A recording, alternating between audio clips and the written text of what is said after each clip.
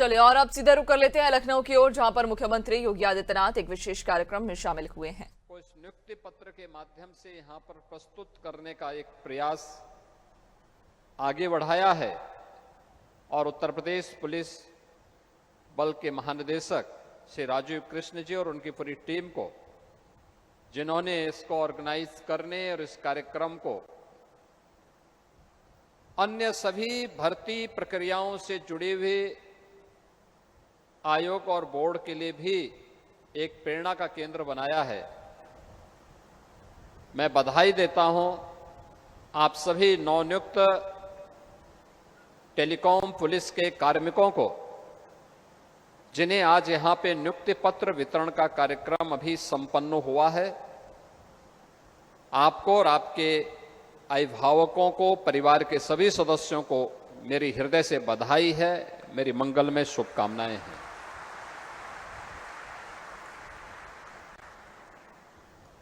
मुझे बताते हुए प्रसन्नता है कि आज जो पुलिस की भर्ती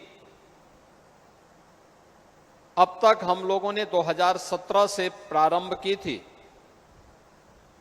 अब तक इस भर्ती को लेकर के हम देखें तो कुल मिलाकर के 2,17,500 से अधिक पुलिस कार्मिकों की निष्पक्ष और पारदर्शी तरीके से भर्ती की प्रक्रिया को उत्तर प्रदेश पुलिस बल ने संपन्न किया है।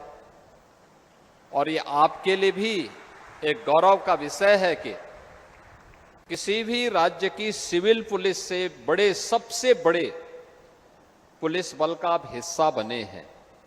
तो इसके लिए भी मैं आप सबका हृदय से अभिनंदन करता हूं, आपको बधाई देता हूं।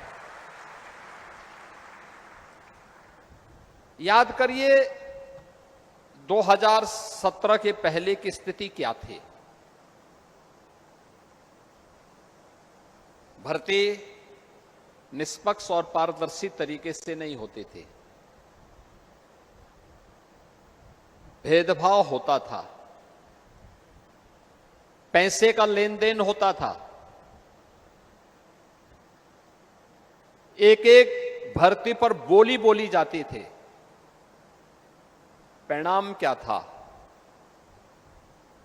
नौजवान के हितों पर तो कुठाराघात होता ही था, साथ साथ प्रदेश की कानून व्यवस्था भी तहस नहस हो गई थी। प्रदेश में दंगों का दौर चला,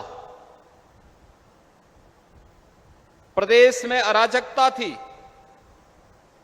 गुंडागिर्दी थी, न बेटी सुरक्षित थी, न व्यापारी सुरक्षित था।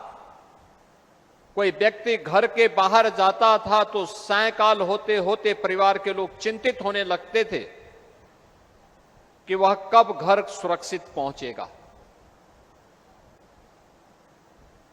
प्रदेश में निवेश नहीं होता था तो विकास पूरी तरह अवरुद्ध हो गया था। नौजवान प्लान कर रहा था।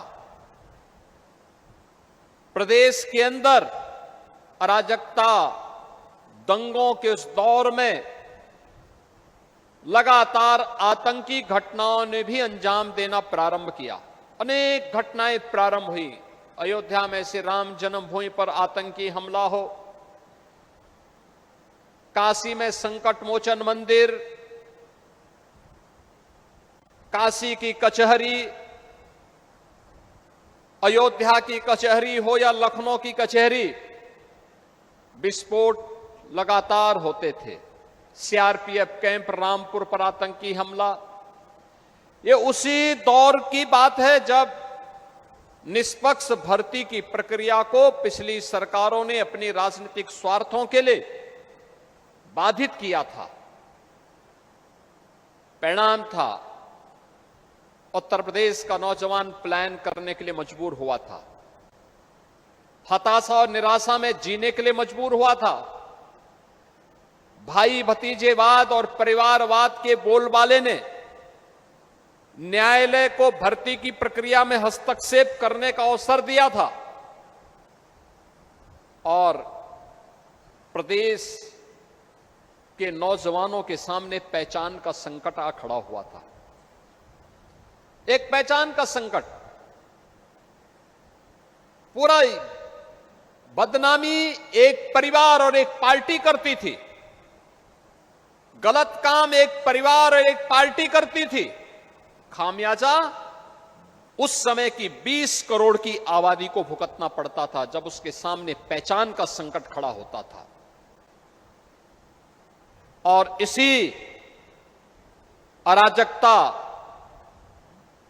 गुंडागिर्दी, लंबे कर्फ्यू के दौर से गुजर रहे उत्तर प्रदेश में प्रधानमंत्री मोदी जी के आह्वान पर 2017 में जब हमारी सरकार आती है तो हम लोगों ने भर्ती की इस प्रक्रिया को ईमानदारी पूर्वक करने के लिए इस बोर्ड की सुदृढ़ीकरण के कार्यक्रम को आगे बढ़ाया और तय किया कि भर्ती की प्रक्रिया पूरी ईमानदारी के साथ होनी चाहिए।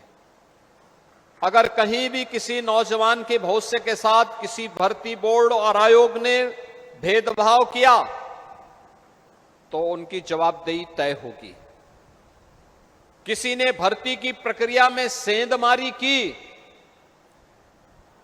तो उसकी 7 पीढ़ियों को फिर इस सेंधमारी का जवाब देना पड़ेगा। और उसके परिणाम स्वरूप जो कार्रवाई उस समय हम लोगों ने प्रारंभ की, आज परिणाम है उत्तर प्रदेश देश के अंदर सर्वाधिक पुलिस की भर्ती और सरकारी नौकरी देने वाले राज्यों में